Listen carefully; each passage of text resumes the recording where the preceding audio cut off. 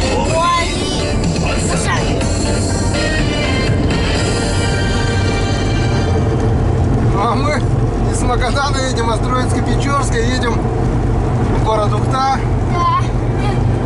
а далее в Шудаяк, едем в Я гости. хотела свои двум пацанам и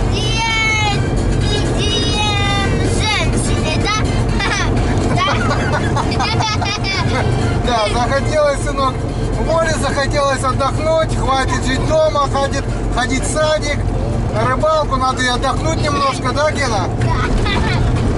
Так что едем в Шудаяк, денек отдохнем, ну а после отдыха еще денек отдохнем от отдыха, и потом вернемся обратно и... Захотела свои пацаны.